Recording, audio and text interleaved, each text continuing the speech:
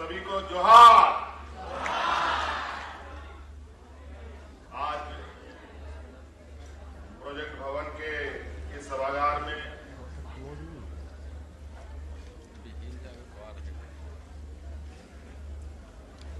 एक और महत्वपूर्ण कड़ी सरकार की व्यवस्था के अंग के रूप में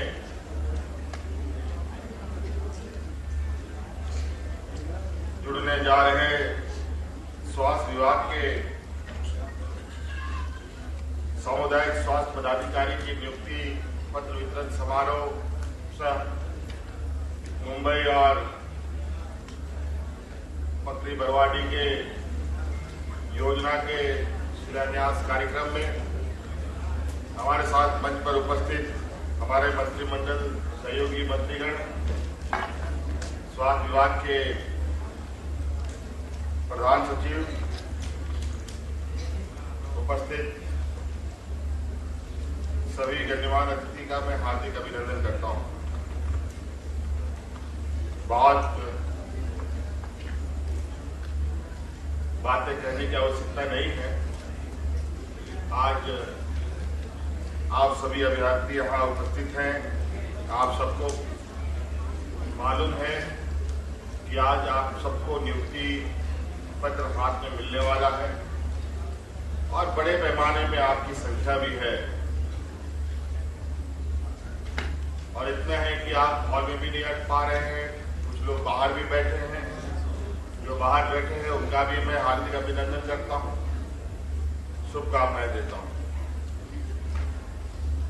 और स्वास्थ्य के क्षेत्र में जो हम लोग की प्राथमिकता है, इस कड़ी पर निरंतर हम लोग स्वास्थ्य के हर क्षेत्र में एक नए कड़ी जोड़ने का प्रयास, एक नया अध्याय शुरू करने का प्रयास हो रहा है। और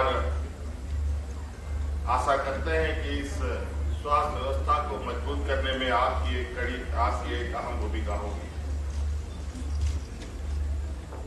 आप लोग खुश है ना? बिल्कुल खुश है। चलिए, बहुत बढ़िया। और इसमें मेल और फीमेल दोनों की सहभागिता दिख रही है यहाँ पर लिस्ट में। और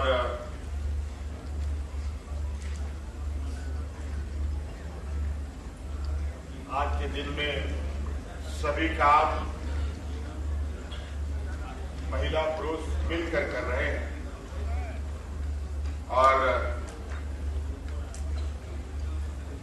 स्वास्थ्य के क्षेत्र में भी जहां हम नर्सेस को ट्रेनिंग देते थे, जहां विशेषकर फीमेल नर्सेस बन के तैयार होती थी, लेकिन मेल नर्स की बहुत अभाव राज्य में देखने को मिलता था। हमने विभाग को कहा है, कभी भी नर्सिंग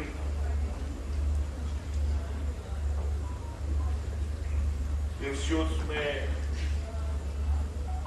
जब नामांकन हो तो ये स्पष्ट हो कि ये सिर्फ महिलाओं के लिए नहीं, पुरुषों के लिए भी, ताकि दोनों मिलकर इस व्यवस्था में अपने एक अहम भूमिका निभाए। प्रधान सचिव साहब ने आपको बहुत विस्तृत रूप में बताया कि हम लोगों ने किस तरीके से राज्य में स्वास्थ्य सेवा को सुदृढ़ करने के लिए नए नए निर्णय मजबूती के साथ लिए भी और धरातल पर उतारे भी।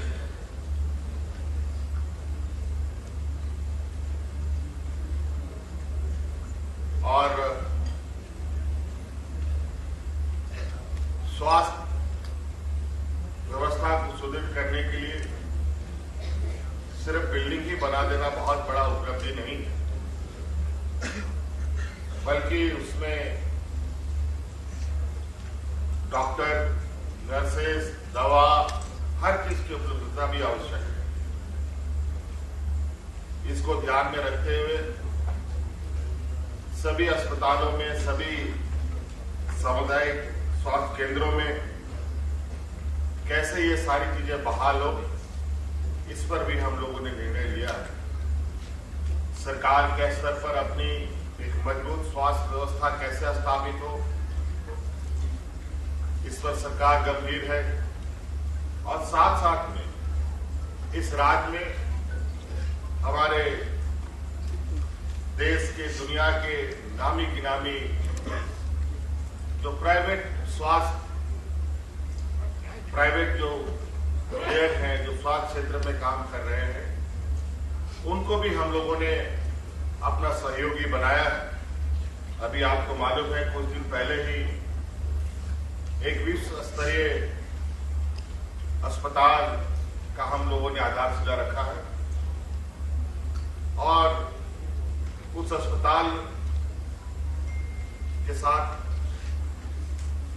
जिनको हमने जोड़ा है वो देश के अपोलो हॉस्पिटल समूह को हम लोगों ने जोड़ा है।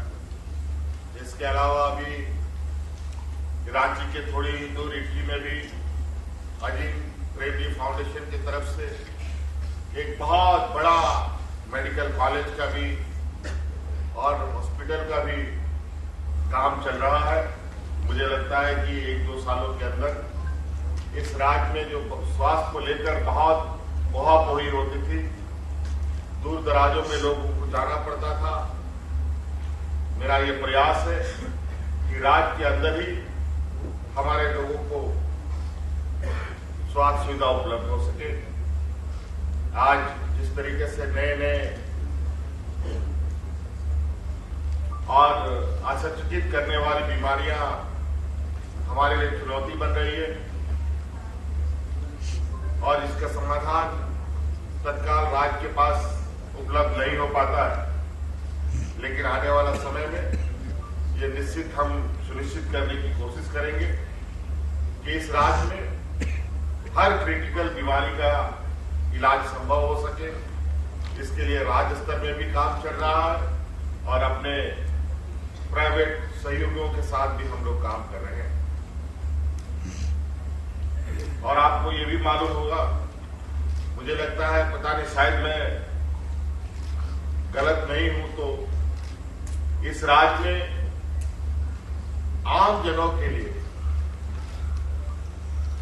हम लोगों ने जैसे सामान्य अस्पतालों में एम्बुलेंस का व्यवस्था किया है, हम लोगों ने पूरे दूर दराज राज्यों में भी अपने इलाज के लिए एयर एम्बुलेंस का भी व्यवस्था हम लोगों ने किया है।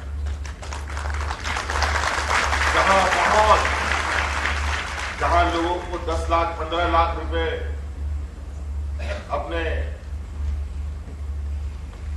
बीमार परिजनों को ले जाने में खर्च होता था और मात्र आप 2-3 लाख रुपए 4 लाख रुपए में भी वो लोग अपने परिजनों को दूर दराज इलाकों में अपना इलाज के लिए भेज सकते हैं।